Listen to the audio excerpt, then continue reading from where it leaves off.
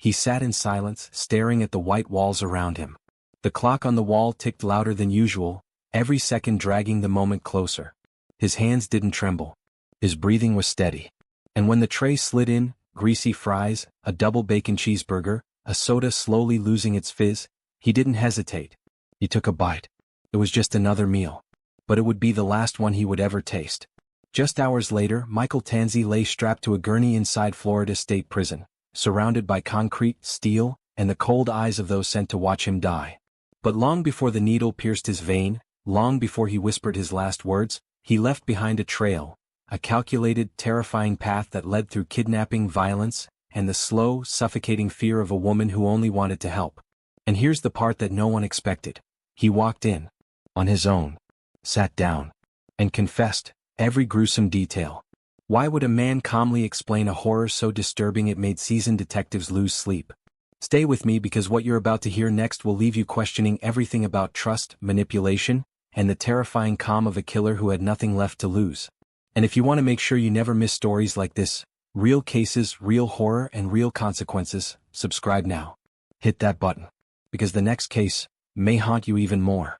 It was a bright Tuesday afternoon in Miami, one of those picture-perfect Florida days where the sky is a clean sweep of blue, the sun blazes down on palm-lined streets, and even the humidity feels like part of the rhythm of the city.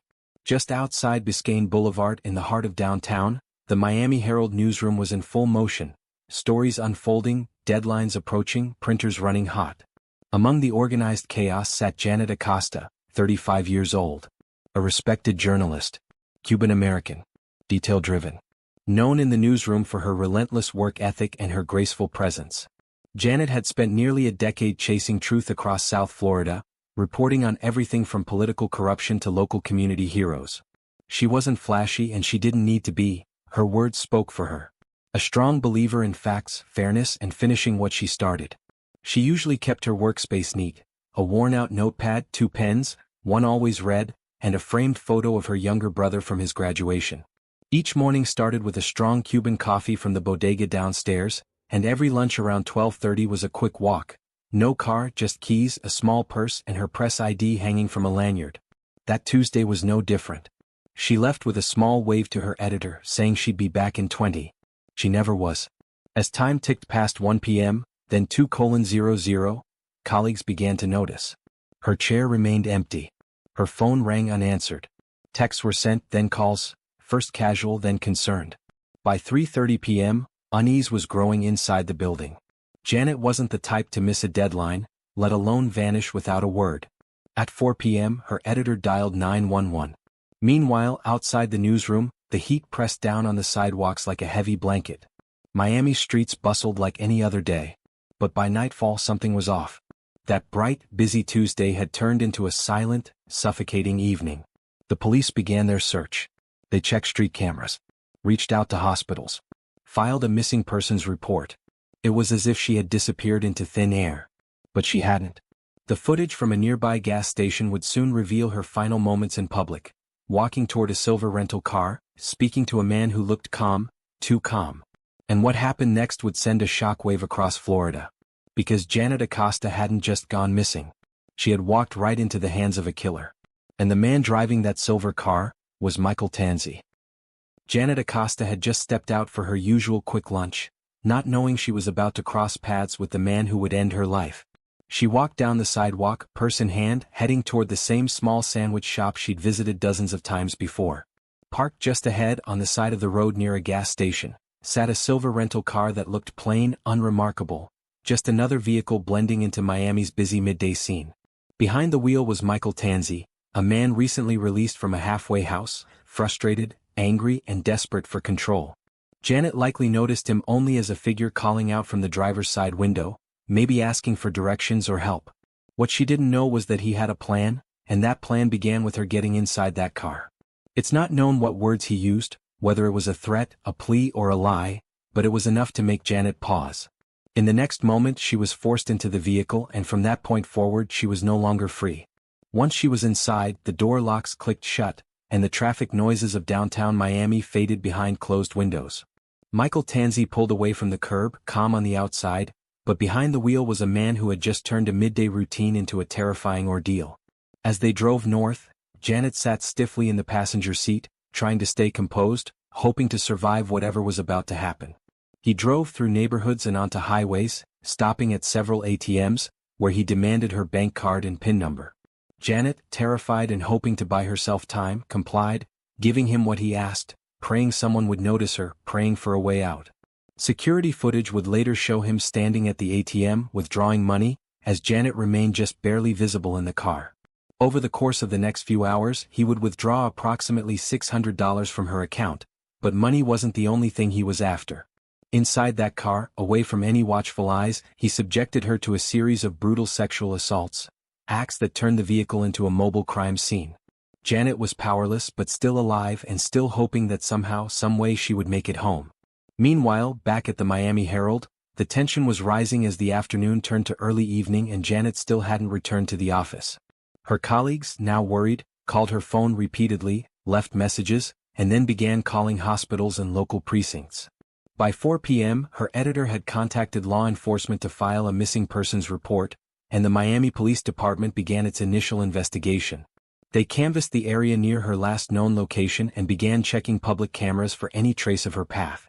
Soon, they identified footage of her speaking with a man near a silver car, and by that evening, a statewide bulletin had gone out with her photo. But Janet was already miles away, held captive by a man who showed no intention of letting her go. As night fell and the streets of Miami grew quieter, Janet's nightmare continued inside that moving vehicle. Michael Tanzi drove through county lines, crossing into different jurisdictions, making it harder for authorities to track him in real time. At every stop, he appeared calm, never drawing attention to himself, never causing a scene. He had planned enough to blend in but left enough clues behind to build a trail. And yet, no one could reach her. Her phone had either died or been turned off, and by the next morning her family and colleagues were fearing the worst. What began as a quiet Tuesday lunch break had turned into a 24-hour disappearance that baffled investigators and panicked an entire newsroom.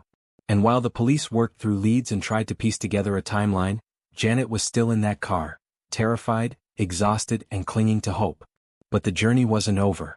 And what would happen next would end her life and change Florida's forever. As the sun dipped low over the tangled wilderness of the Florida Keys, casting long orange shadows across an isolated stretch of road bordered by thick mangroves and swamps, Michael Tanzi pulled the car to a slow, deliberate stop. The dense, humid air pressed down like a weight, and the only sounds were the distant cry of seabirds and the soft rustling of wind through the salt-stained trees. In that eerie silence, Janet Acosta, terrified, disoriented, and exhausted, sat beside him, likely sensing that something final was about to happen. There were no more ATMs to stop at. No traffic, no signs of life. Just a dead-end road and a man who had made up his mind. Tanzi reached down, grabbed one of his own shoelaces and without a word, looped it tightly around Janet's neck. He rapped it once. Then again. And then he pulled. The car filled with struggle, then silence. Janet's life was taken in a brutal, controlled act that lasted mere moments but shattered countless lives. No screams were heard, no help was near. When it was over, he opened the car door, stepped into the sandy shoulder of the road, and dragged her lifeless body through the brush with disturbing ease. There was no hesitation, no remorse in his movements. He dumped her like discarded garbage near a thicket of mangroves, the rising tide quietly creeping in. Her body, stripped of dignity, left exposed to the elements, would remain there until discovered by authorities days later. Tanzi got back into the vehicle, started the engine, and drove off into the descending night like nothing had happened. But despite the brutality of the crime, what no one saw coming was this. Michael Tanzi would eventually confess.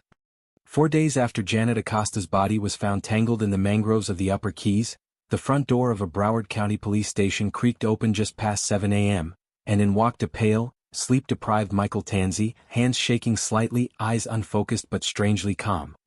He walked straight to the front desk, leaned in and said flatly, "I need to speak with a detective. I killed someone." Officers exchanged glances, unsure whether to dismiss him as a delusional drifter or take him seriously. Within minutes, he was in an interrogation room, and what unfolded next left seasoned investigators speechless. Tanzi didn't ask for a lawyer. He didn't demand a deal. He sat down, placed his hands on the table, and with a chilling composure began unraveling the story of Janet Acosta's abduction, her terror, and her murder, reciting it not with emotion but with the steadiness of someone describing a routine errand. I dragged her out of the car and used a shoelace, he said. I don't know why. I didn't plan that part. The detective across the table blinked, stunned by the emotionless tone. You strangled her? Tanzi nodded. Yeah, she was crying. Then she just stopped. But the room fell even more silent when he continued almost casually, That's not the first time I did something like that. Detectives leaned in. What do you mean? Tanzi exhaled slowly.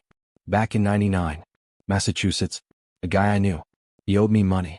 I killed him too. The room shifted. A second murder? Across state lines? The lead detective scribbled frantically, trying to mask his disbelief.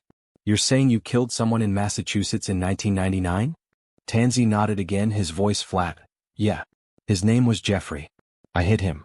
He didn't fight back. News of the confession broke fast, sparking outrage across Florida and Massachusetts alike. Reporters swarmed the precinct. Headlines screamed across screens, "Double murderer confesses."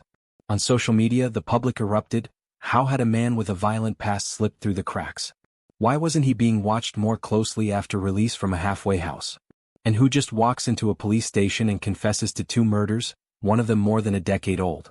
One officer later told the press, I've worked homicide 15 years.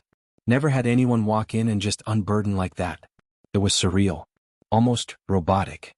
As Tanzi sat in his holding cell awaiting transfer, the families of both victims were just beginning to process the weight of his words, and the justice system prepared for a trial unlike anything they'd seen in years. But the question still haunted every investigator, every journalist, and every grieving loved one. Was this the full story, or just the beginning? The courtroom was overflowing, every seat taken, with reporters pressed shoulder to shoulder in the back rows, sketch artists capturing each grimace and glance, and TV cameras lined up outside feeding the frenzy of public outrage that had been building for months. Michael Tanzi sat motionless at the defense table, his eyes fixed on the floor, while jurors filed in silently, prepared to witness one of the most chilling trials in recent Florida memory. The defense tried to frame Tanzi as a broken man, raised in chaos, scarred by mental illness and years of substance abuse, lost in a cycle of halfway houses and failed rehab. They called psychologists, submitted medical histories, even played tapes of therapy sessions. But the prosecution met every claim with hard evidence. Grainy ATM footage, forensic reports, detailed timelines, and above all, Tanzi's own chilling confession. This wasn't madness, the lead prosecutor declared to a rapt audience. This was methodical. It was calculated. And it ended a woman's life in the most terrifying way imaginable. Tension hung heavy in the room as the jury left to deliberate, but just 3 hours later, they returned with their verdict. Guilty on all counts. Tanzi didn't flinch as the judge, in a stern and measured voice, pronounced the sentence, death by lethal injection. No reaction. No apology. Just a cold, empty stare as deputies led him away in chains. But this wouldn't be a quick ending. The appeals began immediately, and what followed was a long, grinding legal journey, one that would stretch across 2 decades as Tanzi sat in a concrete cell, the clock ticking slowly toward his final hour. Life on death row was a different kind of sentence. Slow, silent, and stripped of all humanity. Michael Tanzi was transferred to Florida State Prison, locked in a small cell for 23 hours a day, with 1 hour alone in a cage for recreation if he took it. He rarely did. According to prison records, Tanzi kept mostly to himself. He didn't talk much, didn't write letters, and never saw visitors. Correctional officers who worked the death row block described him as eerily quiet, compliant, but unsettling. One officer recalled, he wasn't like the others. No anger. No outbursts. Just nothing. Like he'd already left the world behind. Over the years, Tanzi's physical condition began to deteriorate. He gained weight rapidly, growing morbidly obese behind bars.